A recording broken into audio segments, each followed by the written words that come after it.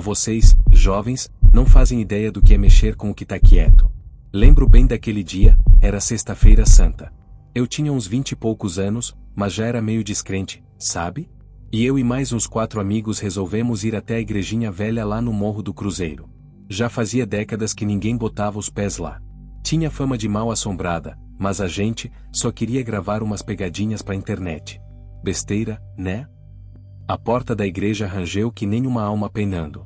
Dentro, tudo escuro, o ar parado, um cheiro de mofo com incenso velho. As imagens de santos estavam todas quebradas, jogadas pelos cantos. Só o altar ainda estava de pé, com umas velas derretidas e uma cruz enorme encostada na parede, toda manchada de vermelho escuro. A gente ria, fazia piada, sem noção nenhuma do que ia acontecer depois.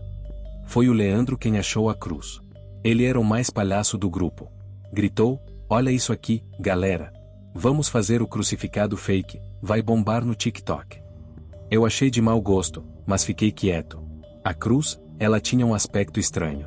A madeira estava gasta, cheia de marcas, como se unhas tivessem tentado escapar dali. E aquelas manchas vermelhas, aquilo não era tinta. Era sangue, velho, seco. Mesmo assim, o Leandro tirou a camiseta, se encostou na cruz e pediu pra gente amarrar os pulsos dele com umas cordas que a gente tinha levado pra montar cenário. A gente riu, amarrou ele e começou a filmar. Foi aí que o riso morreu na nossa boca. Assim que ele ficou preso na cruz, o Leandro jogou a cabeça para trás e ficou mudo. Os olhos viraram branco, parecendo leite estragado. A boca começou a mexer sozinha, e ele falava umas palavras enroladas, tipo latim. Só que a voz não era mais dele. Era mais grossa, mais funda, como se viesse do fundo da terra. A Débora, que estava filmando, começou a chorar. O Juninho tentou soltar o Leandro, mas as cordas pareciam apertar mais sozinhas. Eu só conseguia olhar.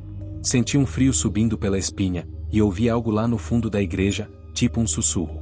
Blasfemia, algo tinha acordado ali. E a gente já tinha ido longe demais. O Leandro ficou ali, pendurado na cruz, tremendo que nem um condenado, até que do nada, desmaiou. A cabeça caiu pro lado, e o corpo ficou mole. A Débora gritou, desesperada. O Juninho correu para tentar soltá-lo de novo, e dessa vez as cordas se afrouxaram sozinhas. Como se, sei lá, já tivessem feito o que precisavam fazer. A gente tentou sair da igreja, mas quando chegamos na porta, ela não abria. Não tinha tranca, não tinha chave, mas parecia soldada. O Lucas tentou chutar, até machucar o pé. Foi aí que percebi, a temperatura tinha caído. Muito. Era como estar dentro de um freezer. E junto com o frio, veio aquele cheiro de vela queimada e carne podre. Um cheiro que eu nunca esqueci. As velas que estavam no altar, acenderam sozinhas. Uma por uma. O fogo subiu lento, como se tivesse alguém ali, invisível, riscando fósforo com calma. Depois, as imagens de santos que estavam quebradas, começaram a cair, uma atrás da outra, como se tivessem sendo empurradas por mãos invisíveis. Os celulares pararam de funcionar. Nem lanterna, nem câmera, nem sinal. Só chiado. No altar, onde antes só tinha poeira, apareceu escrito na parede, com algo vermelho como sangue: "Blasfemia punienda est." Eu sabia latim por causa da minha avó, que era religiosa até os ossos. Aquilo significava: a blasfêmia será punida. Ponto. Foi ali que eu soube que a gente não ia sair daquele lugar sem pagar um preço. O Lucas foi o primeiro. Ele se afastou do grupo, dizendo que ia procurar uma saída pelos fundos. A gente ainda ouviu ele dizer: "Volto já." Só que ele não voltou. Depois de uns minutos, ouvimos um barulho forte, tipo madeira rachando. E então, o grito. Um grito que eu ainda ouço até hoje quando fecho os olhos. Fomos atrás dele, com medo, mas a curiosidade foi mais forte. Encontramos o Lucas, pendurado no fundo da igreja, numa estrutura de madeira que não estava lá antes. Tava crucificado. Mas não era só isso. O corpo dele estava cheio de símbolos queimados, como se alguém tivesse marcado ele com ferro quente. No peito, tinha um buraco. E do buraco, saía fumaça.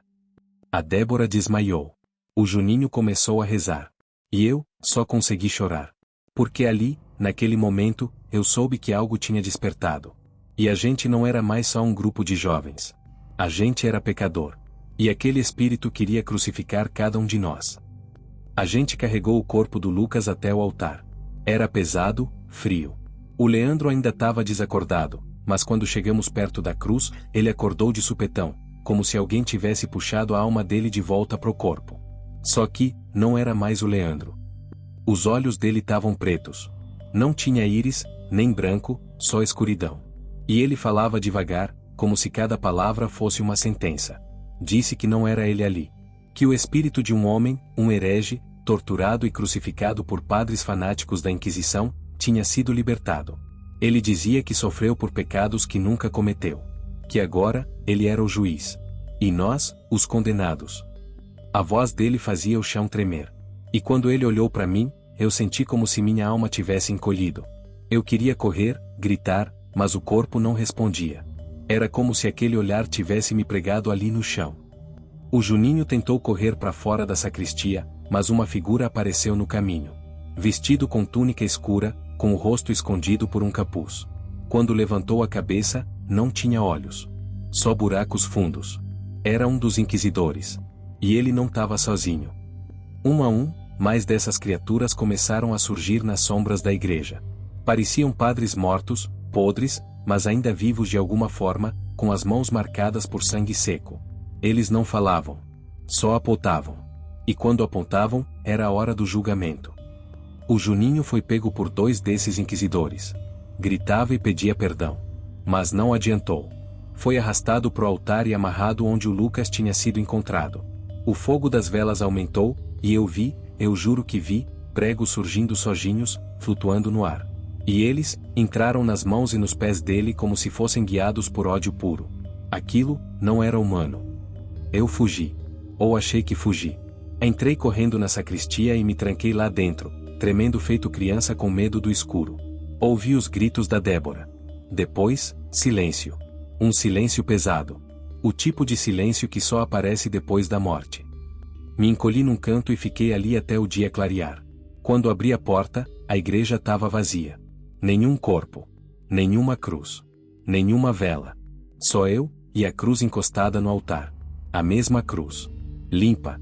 Sem sangue. Como se nada tivesse acontecido. Mas eu sei o que vi. Eu sei o que vivi. E se você tiver juízo, nunca profane um lugar sagrado. Porque às vezes, quem morreu com raiva, não descansa. E volta para julgar. Se você gostou desse relato e quer mais histórias assustadoras como essa, não se esqueça de deixar o like e se inscrever no canal. Isso ajuda muito a trazer mais relatos sombrios para vocês. Ative o sininho para não perder nenhum novo vídeo, e nos vemos no próximo relato. Se você sobreviver até lá.